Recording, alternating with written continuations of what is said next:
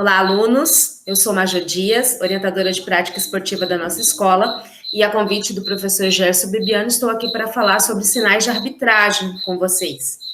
De antemão, já informo que eu gravei o vídeo porque no horário da aula de vocês, eu participo da reunião de gestão da escola, e então não poderia me fazer presente, mas eu não podia deixar de atender esse convite do professor Gerson e estar aqui com vocês para falar sobre um assunto tão importante, já que a nossa escola é vocacionada ao esporte, trazer um pouco sobre a arbitragem de basquetebol para vocês. E você fazendo basquete ou qualquer outra modalidade da escola, é importante entender o quanto os sinais em si são de suma importância para as modalidades esportivas. Então, o basquete, na verdade, ele vai ser um exemplo para que vocês entendam quão importante é essa forma de comunicação no mundo esportivo, certo? Agradeço mais uma vez a oportunidade e desejo que tenham um ótimo conteúdo.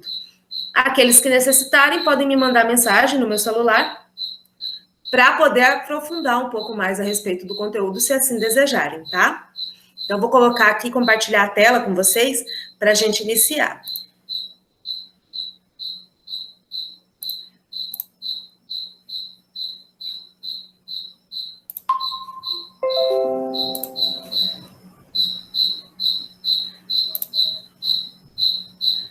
Ok, então eu trago para vocês o tema de sinais de arbitragem, tá? Nessa foto aí eu trago a árbitra Andrea, que foi selecionada para representar a arbitragem brasileira em Tóquio, nas Olimpíadas deste ano. Então, por isso eu trouxe uma foto dela. Aqui ela tá com o sinal de uma falta, tá? E para que vocês possam primeiro conhecê-la e para a gente iniciar o nosso assunto. Primeiramente, eu gostaria de me apresentar de maneira formal. A foto aqui vai a uma foto mais elegante, já que a gente tem que colocar uma foto, vamos colocar uma melhorzinha, né? Eu sou professora, especialista, tá? Em pedagogia do esporte, professora de educação física, oficial de mesa da Federação Mato Grossense de Basquetebol, já atuei em campeonato internacional, a Copa América de Basquete, tenho passagem na Federação Goiana de Basquete, como árbitra, diversas participações como árbitra em brasileiros de base e universitário, atuei também como técnica de basquete em Barra do Garças, sou a atual técnica da Arena da Educação, já atuei tanto com feminino quanto com masculino, sou técnica atual da Seleção Adulta Feminina de Cuiabá, que atualmente está parada por conta da questão da pandemia. Também sou técnica da UFMT, da Atlética Metralha e atualmente orientadora de prática esportiva da nossa escola desde 2020. Bom, a arbitragem de basquetebol. Qual é essa equipe? De quem nós estamos falando? Bom, nós estamos falando de pelo menos 8 pessoas, tá? Num jogo menor, nós estamos falando aí de um universo de 3 a 4 pessoas. Mas num jogo oficial, nós estamos falando de um universo de 8 pessoas diretamente relacionadas ao jogo. São elas, vou falar de baixo para cima, tá? Na quadra, você sempre vai ver 3 árbitros, que são separados como um árbitro, um fiscal e um fiscal 2. E lá na retaguarda, lá na mesa de controle, tem mais gente, tá? Tem o comissário, que é o responsável por toda a questão do jogo, é como se fosse o presidente naquele momento, né, de toda a estrutura do jogo, um apontador, que é quem faz as anotações na súmula de jogo, um auxiliar de apontador, porque como esse apontador às vezes está de cabeça baixa fazendo anotações, tem uma pessoa exclusiva para dizer para ele o que fazer, o que anotar. Um cronometrista, um operador de 24 segundos. Isso eu estou considerando só a equipe de arbitragem ali envolvida no momento e no ato do jogo. Por fora, a gente ainda tem a equipe de estatística, que é no mínimo 2 estatísticos em um jogo oficial. Então, nós estamos falando de um universo até maior do que 8 pessoas, como está aí. Nós estamos falando de 10, 12, 15 pessoas. Isso durante uma partida, que pode durar entre 40 minutos, 4 tempos de 10, a 2 horas, porque o jogo é cronometrado. Então, nós estamos falando de pessoas que precisam estar em plena comunicação por cerca de 2 horas, 2 horas e meia, e à distância, porque o árbitro está, às vezes, lá do outro lado da quadra, e o mesário está ali no local dele, o estatístico está atrás da mesa. Então, assim, são pessoas que precisam se comunicar à distância. Qual é a melhor forma para se comunicar à distância? O uso de sinais. Então, essa é uma das maiores importâncias do uso de sinal na arbitragem, seja do basquete, seja de qualquer outra modalidade, tá? A foto que eu trouxe para vocês é do árbitro Cristiano Maranhão, é um dos maiores árbitros aí do nosso país, que já participou de diversas Olimpíadas, teve a oportunidade de apitar jogo de diversas pessoas importantes. Trouxe ele para que vocês conheçam, e aqui, pelo sinal ao qual ele faz, você percebe que ele está olhando o cronômetro de jogo. Como eu posso afirmar isso? Ele poderia estar olhando a bola em direção à cesta, mas como a bola está na mão dele, qual seria o outro elemento que está acima do solo que ele poderia estar olhando? O relógio de cronômetro, tá? A gente que conhece um pouco da quadra já tem essa visão. Então, note que a forma, a expressão que ele está, já me diz muito do que ele está fazendo no momento em que a foto foi tirada. Ou seja, uma equipe desse tamanho, ela precisa de comunicação para que tudo dê certo durante o jogo, para que o jogo flua da maneira mais adequada, mais brilhante possível. E o mais incrível, essa comunicação, ela precisa ser discreta, por isso os sinais. Ela precisa ser discreta, ela tem que passar desapercebida aos olhos do público, da mídia, da TV, das câmeras, dos próprios atletas, às vezes. Então, tem que ser uma comunicação muito sutil. Por isso, e por conta disso, alguns sinais, tá? Aqui, nós temos a melhor informação que eu posso passar para vocês. Os oficiais controlam o jogo, empregando regras e usando sinais com a mão e o corpo para indicar o que ocorreu e qual será a decisão tomada perante a ocasião.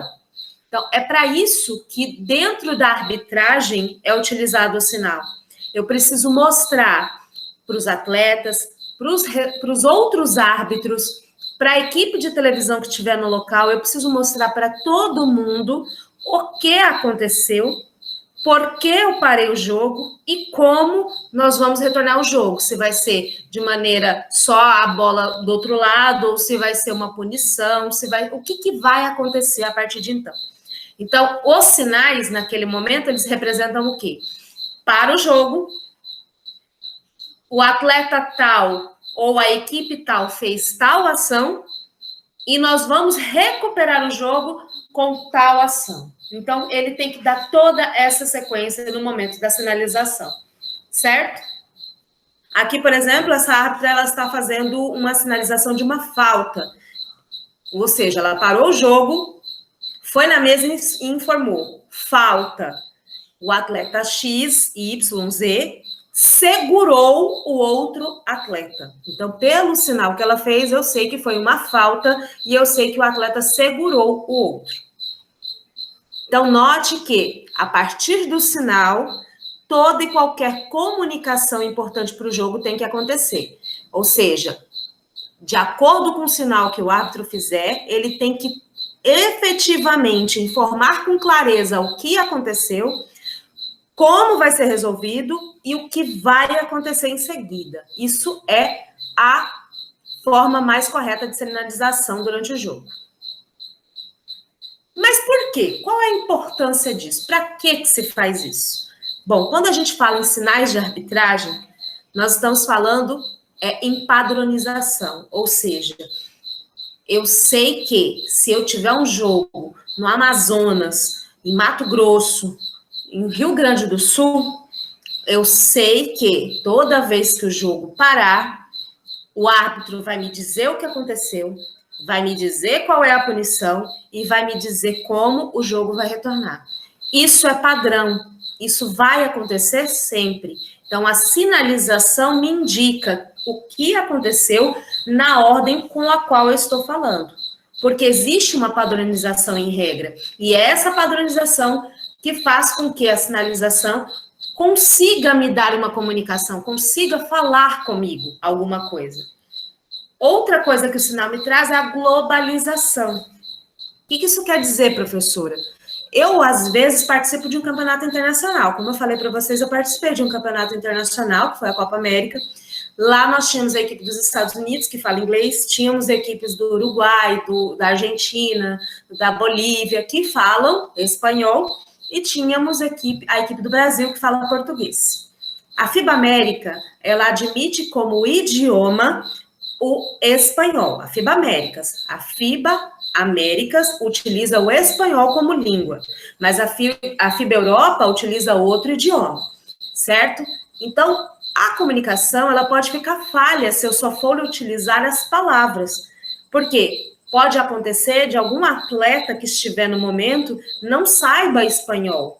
Acontece muito com as atletas americanas. A maioria das atletas americanas não sabem nem espanhol e nem português. Elas só sabem o inglês. Então, se você só se comunicar pela voz, você não vai atingir todos os atletas. Já pelos sinais, você atinge todos eles, porque o sinal que a gente utiliza nos Estados Unidos é o mesmo sinal que a gente utiliza na Europa, é o mesmo sinal que a gente utiliza na Ásia, que vai utilizar em Tóquio e que utilizamos no Brasil. Então, um jogo no Amazonas vai ter a mesma sinalização de um jogo no Japão. Isso é fato. No caso do basquetebol, só há uma diferença. Se o jogo for da FIBA, que é a Federação Internacional de Basquete, a sinalização é uma. Se o jogo for da NBA, a sinalização é outra. Por quê? A NBA não segue as regras da FIBA, então ela tem outras normas. Mas, quando você assiste um jogo de basquete da NBA, você percebe que muitos dos sinais são iguais, mas alguns se diferenciam. Então, você vai ter um pouquinho essa diferença quando você assiste um jogo de uma liga europeia e da NBA, ou da liga nacional nossa aqui, do NBB. Então, é a única diferenciação que você vai ter. Se o jogo for mandado pela FIBA, os sinais vão ser iguais no mundo inteiro. E, se o jogo for da NBA, os sinais vão ser próprios da NBA. É a única diferenciação. Outra coisa importante é a mídia. Com os sinais, eu consigo transmitir para a mídia o que está acontecendo no jogo. Porque quando a TV vai filmar um jogo de basquete, às vezes o narrador que está ali, ele não tem um conhecimento tão aprofundado ao ponto de olhar a cena e já saber o que aconteceu.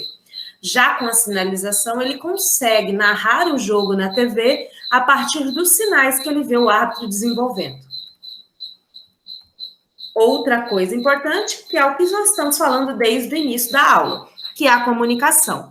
Os sinais me permitem comunicar com os atletas, com os dirigentes, com o público, com os espectadores ali presentes e com os telespectadores que porventura estiverem assistindo pela TV, pela internet, por onde eles quiserem. Então, existem essas duas formas. Existem diversas formas. E a comunicação, através do sinal, me faz com que o jogo siga de maneira tranquila. Eu posso ter diversas formas de comunicação, certo? Então, os sinais, eles podem ser oficiais, que são aqueles sinais que você vai encontrar no livro de regra, ou seja, a forma de apresentar um número, como para o jogo por falta, como para o jogo por violação, tudo isso tem no livro de regras, tem uma parte especial só para isso. Os sinais também podem ser sociais e regionais. O que significa? Significa que, dependendo da região ou da federação a que você tiver, vão haver alguns sinais de comunicação interna da equipe da arbitragem. Eles têm única e exclusivamente a intenção, o objetivo da equipe se comunicar da melhor forma. Depois, na hora que eu retornar da apresentação, eu mostro alguns aqui de Mato Grosso para vocês. Os sinais também podem servir de advertência para os jogadores, para os dirigentes e para os demais árbitros, mídia ou público. De que maneira? Às vezes tem um atleta aqui na quadra, está fazendo alguma coisa errada. Eu posso, com um sinal, mostrar para ele, para o público e para os demais árbitros que eu estou chamando a atenção dele, dando uma advertência a ele e mantendo assim o controle de jogo. Então, além de todas aquelas coisas, além da padronização, da globalização, da mídia e da comunicação, o sinal, ele também pode servir como uma forma do árbitro controlar a partida, ou seja, quem manda aqui sou eu, você está fazendo uma coisa indevida e eu estou te advertindo que se você continuar, você será punido. Então, todas essas situações, a sinalização, no caso de uma partida de qualquer esporte, ela pode nos ajudar a observar. Voltei a imagem para mostrar para vocês. Esse árbitro aqui é o Renatinho, ele não apita mais, hoje ele é comentarista. Ele foi o árbitro mais novo do mundo, ele começou a apitar com 12, 13 anos, e aqui ele está no momento de descontração antes de um início de jogo. Como você sabe isso, professora Majô? Porque a imagem que ele traz, o sinal que ele traz na expressão que ele está no momento da foto é de tranquilidade, não é de foco, não é de atenção, e ele está jogando a bola para cima ali, um momento de descontração antes do jogo ou ali no meio do intervalo. Já aqui nós temos a imagem do Cristiano Maranhão novamente e com LeBron James, aqui no caso com o uniforme dos Estados Unidos. Note que o Cristiano Maranhão está falando alguma informação para o LeBron James. Pela expressão do LeBron, a gente percebe que é uma expressão de descontentamento, ou seja, ele foi perguntar alguma coisa para o Cristiano Maranhão, da qual ele não concordava com aquele momento. Mas espera aí, o que aconteceu? E a expressão do Cristiano Maranhão, bem como a sinalização que ele faz no corpo, mostra para a gente que já entende dos sinais de arbitragem de basquete, que ele está comentando com ele. No caso aqui, ele provavelmente está falando a respeito de uma falta que aconteceu, uma falta de bloqueio, e ele está explicando para o LeBron por que foi uma falta de bloqueio ou por que não foi uma falta de bloqueio, entendeu? Então, essa mão na cintura é uma sinalização de falta de bloqueio. E quando a gente percebe ele falando com o LeBron, a impressão que a gente tem é que ele está justificando o porquê que a falta foi marcada. Bom, eu vou trazer aqui vou mostrar para vocês primeiro algumas imagens de sinais de arbitragem, e aí depois eu falo um pouco sobre o basquete para surdos, que a gente buscou um pouco essa informação quando a gente resolveu falar um pouco sobre sinais de arbitragem para você. Então, eu vou parar, compartilhar agora, nesse momento, a nossa apresentação, e vou colocar um dos vídeos que a gente pegou aqui na internet para que vocês possam ver um pouco das sinalizações do basquete, as sinalizações oficiais.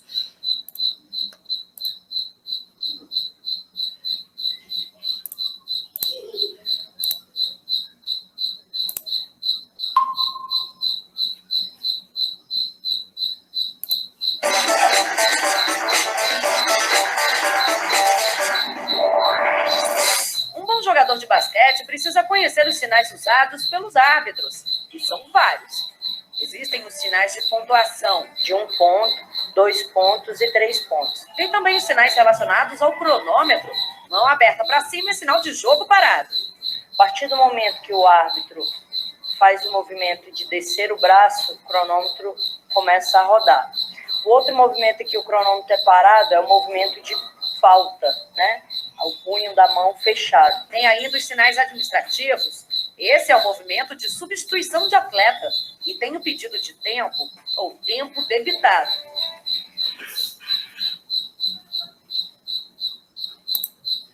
Mais um outro vídeo sobre alguns sinais também, tá? Para vocês. Salve, rapaziada, mais uma semana, mais um tutorial, mano. E hoje eu tô aqui com esse cara.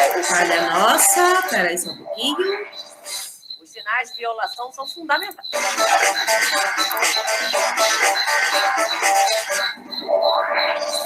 Os sinais de violação são fundamentais no basquete. É o caso da bola ou do atleta, quando toca na linha ou fora da quadra.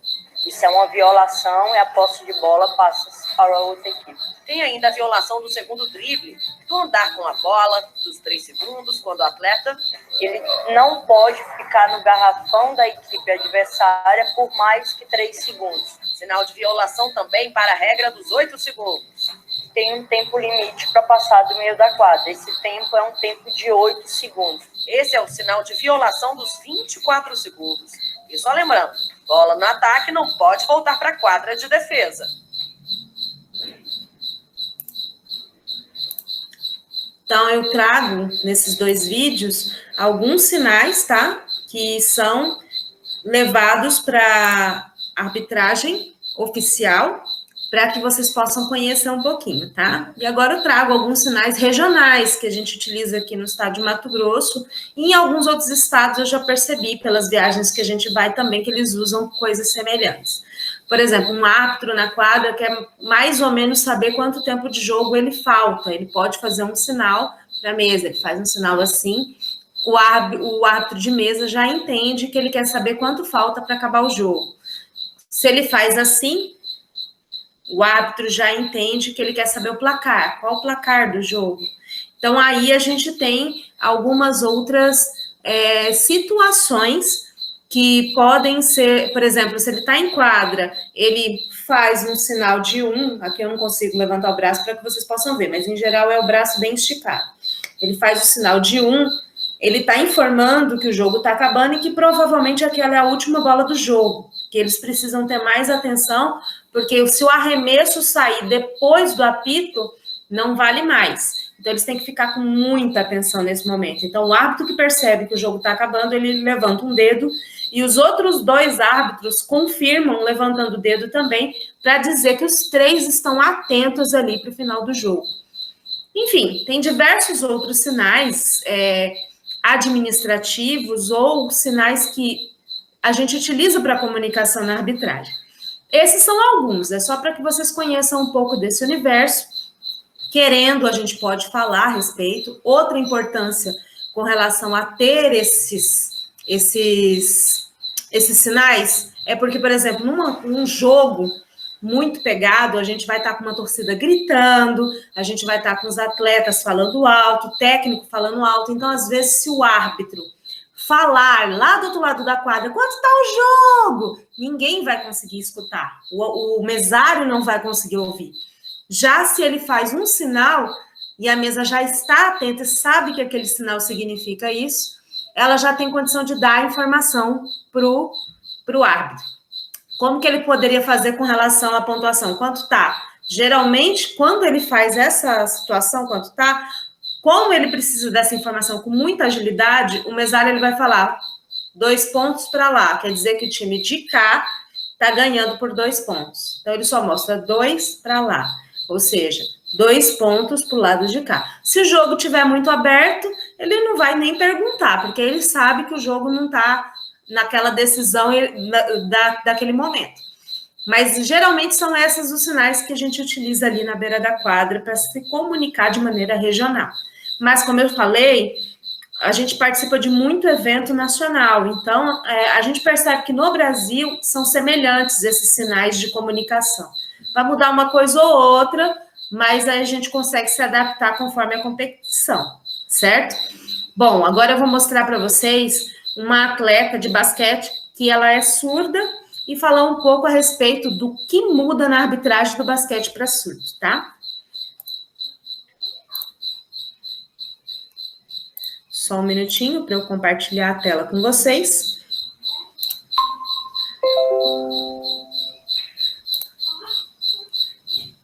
Bom,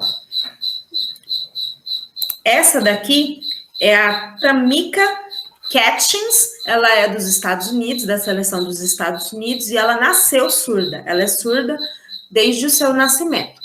Eu trouxe só a foto dela para que vocês pudessem conhecer que no universo do esporte também temos atletas surdos. No Brasil, nós temos a seleção de atletas surdos, tá? Participam da Surdo Olimpíada. E eu consegui o contato com o Flávio Manara, que ele é da Confederação Brasileira de Desportos de Surdos, técnico da seleção gaúcha masculina e técnico da seleção brasileira feminina de basquete de surdos. para falar um pouco com eles sobre a arbitragem, se é igual ou não. Como aqui em Mato Grosso nós não temos basquete de surdos, não de forma institucionalizada, então a gente não tinha essa informação com relação à arbitragem. Então eu busquei para vocês como curiosidade. Então os sinais de arbitragem, eles vão ser iguais, tá? Iguais, como eu disse, lembra que eu falei lá no começo que são universais? Então essa é a prova.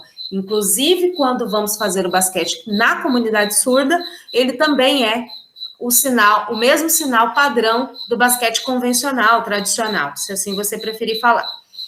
Só que, no caso do basquete para os surdos, além do apito, eles usam um pano, uma bandeira ou uma medicine ball pequena para não machucar, que é jogada no local onde aconteceu a violação ou a falta, que é para chamar a atenção dos atletas e todo mundo parar.